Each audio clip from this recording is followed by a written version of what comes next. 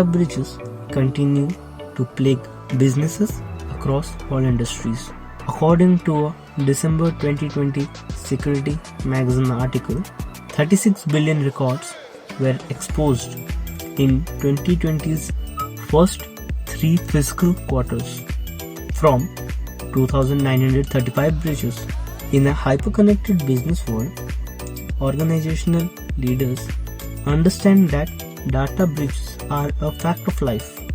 However, these are some of the best practices for preventing a data breach can reduce the risk and respond to an attack more effectively. Evaluate the risk of third parties. Unfortunately, your vendors may not take cybersecurity as seriously as you do. It's important to keep evaluating the security posture of all vendors to ensure they are not at risk of suffering a data breach. Vendor risk assessment are a common method keeping third party compliant with regulatory standards such as HIPAA, PCI DSS, or GDPR. Risk questionnaires could be compiled by garnishing relevant questions from existing framework or ideally sent from a third-party attack surface monitoring solution.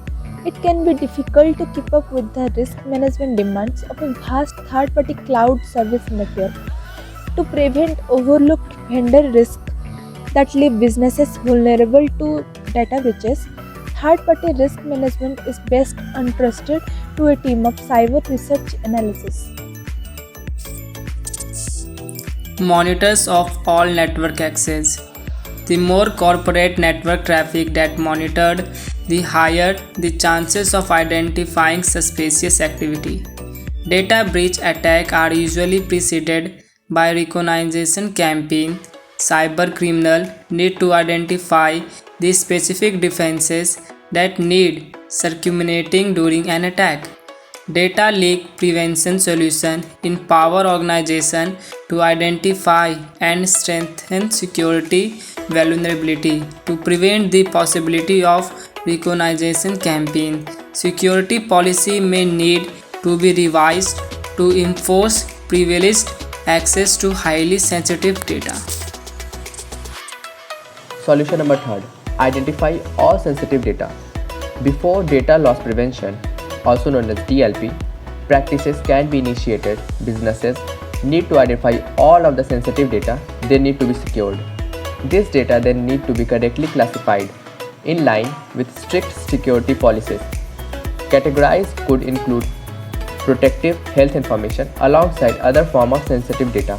With all sensitive data identified and correctly classified, a business can trial the most efficient data leakage prevention defenses for each data category. To sum up this all, we can simply say that first we have to identify, then classify, then verify sensitive data security. Number 4. Secure all endpoints. An endpoint is any remote access point that communicates with a business network, either via end users or autonomously. This includes Internet of Things devices, computers, and mobile devices. With most businesses now adopting some form of a remote working model, endpoints have become dispersed, sometimes even internationally, making them harder to secure. Firewalls and VPNs offer a base layer of endpoint security, but they are not enough. Staff are often tricked into introducing malware into an ecosystem to bypass these security defenses. Organizations need to train their staff to recognize the trickery of cyber attackers, particularly email phishing and social engineering attacks. Education is a very powerful data leakage prevention solution. Encrypt all data. Cybercriminals may find it difficult to exploit data leaks if the data is encrypted. There are two main categories of data encryption: symmetric key encryption and public key encryption. While encrypted data may stump sophomoric hacker, acerbic cyber attackers could decrypt the data without a decryption key. For this reason, data encryption shouldn't be the sole data leak prevention tactic, but used alongside of all the methods in this list. Evaluate all permissions. Your confidential data could currently be accessed by users that don't require it. As an initial response, all permissions should be evaluated to ensure access isn't being granted to authorized parties. Once this has been verified, all critical data should be categorized into different levels of sensitivity to control access to different pools of data. Only trustworthy staff with essential requirements should have access to highly sensitive data. This privileged access assignment process may also surface any malicious insiders that are facilitating sensitive data exfiltration. 7th, monitor security posture of all vendors. Sending risk assessments will prompt vendors to strengthen their cybersecurity efforts, but without a monitoring situation, remediation efforts cannot be confirmed. Security scoring is a highly efficient way of evaluating a vendor's susceptibility to data breaches. These monitoring situations display all vendors in third-party network alongside their security rating, giving organizations instant transparency into health status of their entire vendor network. Set controls. For any risk that you choose to mitigate, you need to establish a set of controls.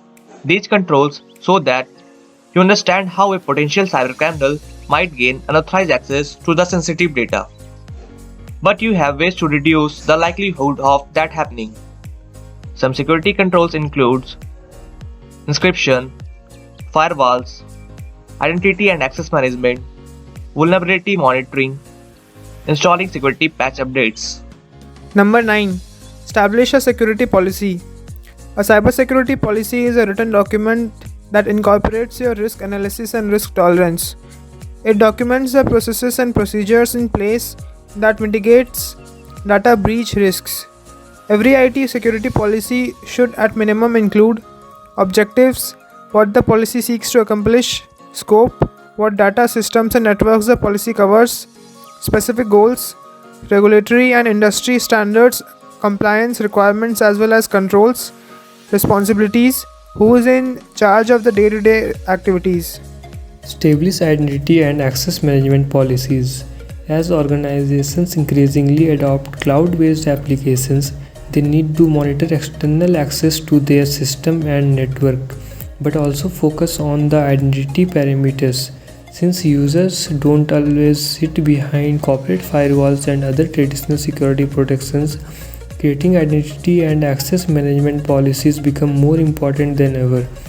Some things that companies need to consider are what jobs users have, what information they need, what applications and resources they need to access, what devices they use to connect to corporate network and system, where they are located geographically. Limit access according to the principle of least privilege. Many organizations struggle with this because complex cloud-based ecosystem connect many different business critical applications like enterprises, resource plannings, or electronic health record platforms. Often, these applications use different definitions of user roles which make limiting access difficult. Large enterprises face an extra problem. Often employees changes roles within the organization. While they still access certain enterprise resources, they may need access to new ones depending on their business lines.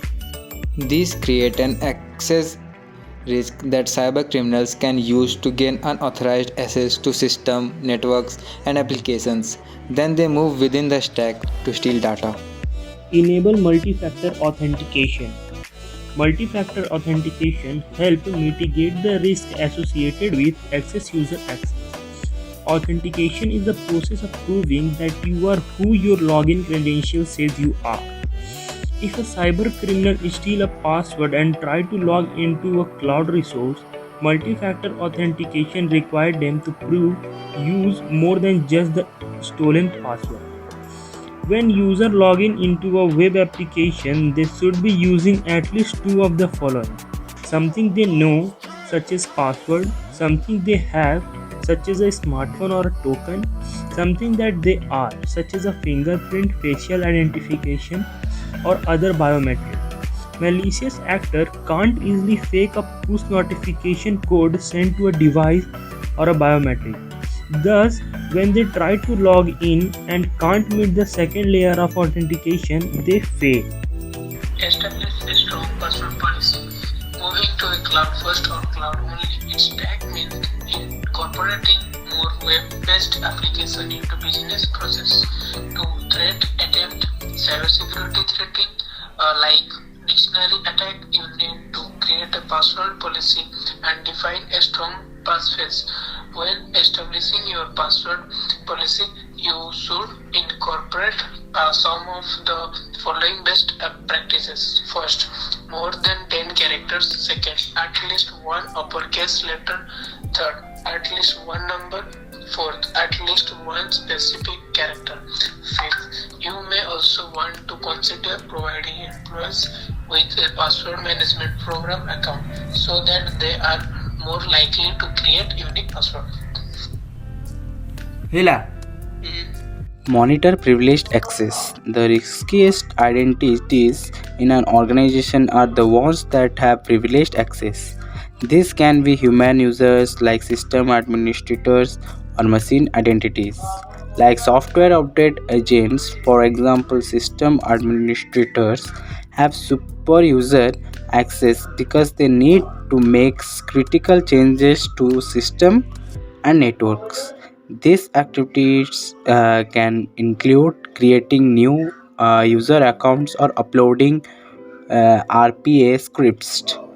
Meanwhile, software update agents might need to access critical resources such as operating systems, servers, and database.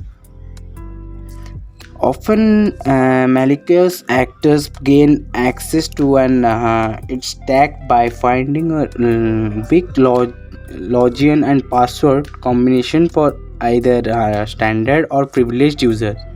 If they get the standard user credentials, they work to gain more access within the system until the account has privileged access. They gain access with a privileged user account. They automatically have all the access they need. Monitoring from anomalous privileged access request and use can help you more rapidly detect a compromised account and reduces your database breach risk. Installing antivirus software. Cyber criminals continue to engage in ransomware attacks. Research from 2020 showed a 715% year-over-year increase in detected and blocked ransomware attacks. Not all malware is ransomware. Often, cyber criminals will include malicious code and social engineering attacks as a way to steal login credentials. When they steal credentials, they gain access to the systems, software, and networks where they continue to escalate privileges undetected. One way to mitigate the risk that malware poses is to install an antivirus solution and keep it updated. Most antivirus software providers regularly update the malware signatures or use as advanced analytics to predict new signatures. If a user attempts to access a malicious website or download a risky file, the antivirus detects the code and quarantines it to protect the device. Establish a data governance policy. Data governance is an offshoot of IAM with distinct functions. Your data governance policy sets out process and procedures for safe data handling and protection. At a minimum, it should include process and procedures for ensuring data quality, access, security, privacy, usage. You also need to think about assigning responsible parties who enforces these policies. 17. Establish and test an incident detection and incident response program. Data breach prevention also means having the right teams in place to detect and rapidly respond to potential data incidents. Not every security incident turns into a full-blown breach. In the same way that all squares are rectangles, while not all rectangles are squares. All data breaches are security incidents, but not all security incidents are data breaches. A security incident can include malware infections, distributed denial of service (DDoS) attacks, unauthorized access, insider access misuse, unauthorized privilege escalation, device loss or theft. Meanwhile, a data breach usually means that a data security incident leads to exposing sensitive information. Having an incident detection and response program that you test regularly gives you a way to prevent a security incident from becoming a breach. The more rapidly your incident response team can detect and respond a security alert, the less likely you are to suffer a breach. Conclusion. The case of data breach increases rapidly year by year, which affects the businesses very badly. There should be a proper model to calculate the cost of data breaches. Data breaches can cause severe damage, so we must aware of data security. We should adopt the latest technology for defending the various threats. At last, I would like to say thank you all for listening us. We'd like to know about your reviews. Please fill up the Google form and share your views. The link of the Google form is in the description, and do like, share and comment.